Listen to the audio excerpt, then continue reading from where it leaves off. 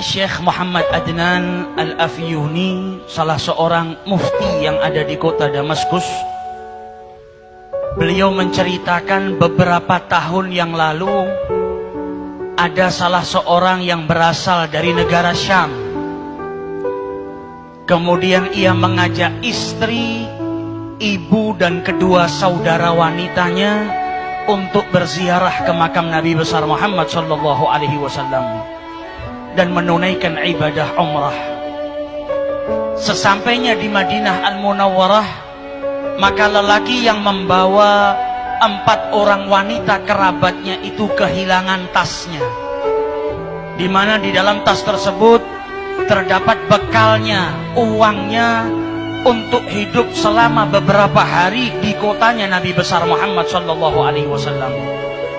Maka sebagaimana mestinya setiap orang yang tinggal di negara orang asing, tidak kenal dengan siapapun, dan ia kehilangan hartanya, dan saat itu ia membawa sanak kerabatnya, pastilah dalam keadaan bingung, dalam keadaan gelisah.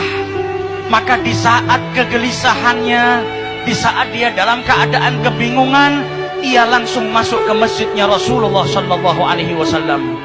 Ia melaksanakan sholat 2 rakaat dan kemudian duduk di Raudhatus Syarif, memperbanyak sholawat kepada Rasulullah, karena selama ini ia dengar salah satu daripada keutamaannya bersolawat adalah diberi jalan keluar dari setiap kesusahan, dari setiap permasalahan dan kesempitan.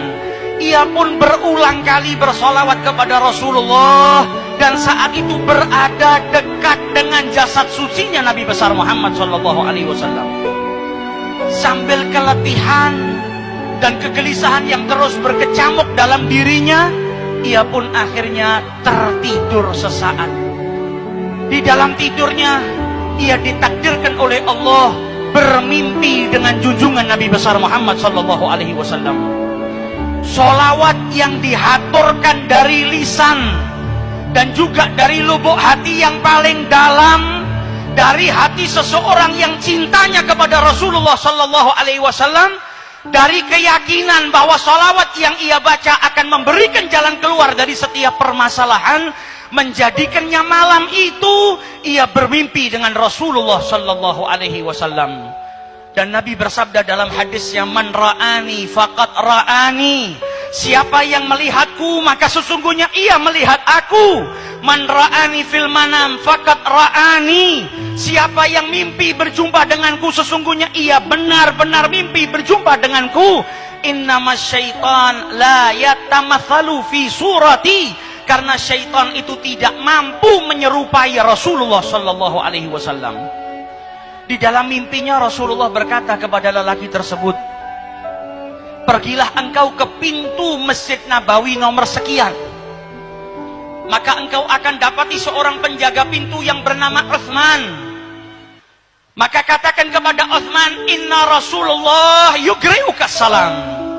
Sampaikan kepada Utsman kalau Nabi Muhammad mengucapkan salam kepadanya. Dan katakan setiap hari sholawat yang ia baca sebanyak 1000 kali sampai kepadaku, dan mintalah Utsman untuk menolong dirimu yang saat ini kesusahan. Bangun daripada tidurnya, ia merasakan kebahagiaan yang luar biasa, karena saat itu ia dapat memandang wajah suci Nabi besar Muhammad sallallahu alaihi wasallam. Seseorang yang dari rumahnya, dari negaranya yang jauh, ia habiskan bekalnya, hartanya, waktunya, uangnya untuk berziarah ke orang yang paling ia cintai, dan sesampainya di sana ia ditakdirkan untuk berjumpa dengan Nabi besar Muhammad sallallahu alaihi wasallam. Ia pun pergi ke pintu yang ditunjuk oleh Rasulullah.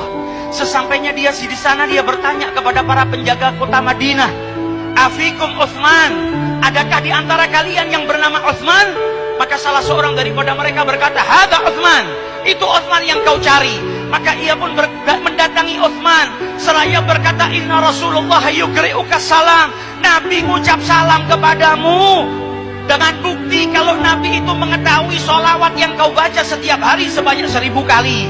Kenalkan, namaku adalah Abu Adib, aku datang bersama 4 orang wanita daripada keluargaku, hartaku kecurian, dan Nabi minta engkau membantuku saat ini. Maka si Utsman berkata, ini ucapan gak pantas kita bicara di sini. Mari masuk ke dalam kantor saya. Sampai di dalam kantornya ditanya, Magis Sadat, bagaimana ceritamu ini kok bisa sampai ke sini? Apa yang kau alami? Diulang lagi ceritanya. Rasulullah menitipkan salam kepadamu. Namaku Abu Adib, aku kehilangan harta. Maka Utsman berkata, ini cerita nggak pantas diceritakan di sini. Ikut saya naik mobil ke rumah saya. Di mobil ditanya, bagaimana ceritamu? Maka dijawab, aku Abu Adib, aku datang ke sini dengan saudaraku, dengan ibuku, dengan kerabatku. Uangku hilang, aku mimpi berjumpa dengan Rasulullah.